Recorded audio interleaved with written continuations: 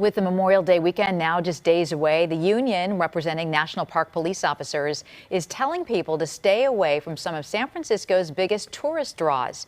KTVU's Christian Cafton tells us union leaders say they don't have enough staff to properly protect the city's beaches and other popular attractions.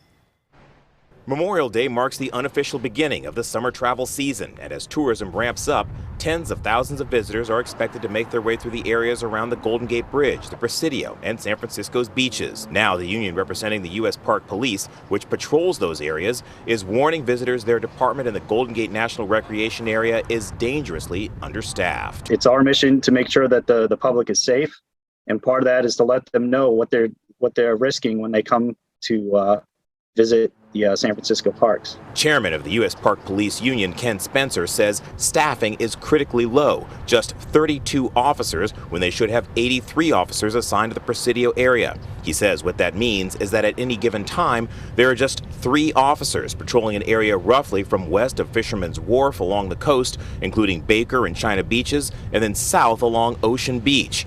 Spencer says the latest data from the last fiscal year shows that visitors are vulnerable to property crimes, including auto burglaries and more serious crimes. We've had 13 sexual assaults, 100 calls for disorderly conduct, 114 fires, and then, of course, the burglaries and the larcenies to motor vehicles. We've had 193 of those. Park visitors say they didn't know that the police were stretched so thin. That does bring a big concern to me, but at the same time, I feel like a lot of places are not monitored by police. Union leaders say the core issue is hiring and retention of park police officers. They say their officers start off at close to $68,000 per year. The union says neighboring San Francisco police start off at more than $92,000 per year. A raise for park police officers would have to be approved by Congress, and the union says it is lobbying lawmakers to increase park police pay. In a statement, the U.S. Park Police said, quote, "We are disappointed to see these misleading claims that don't represent the facts or reality on the ground.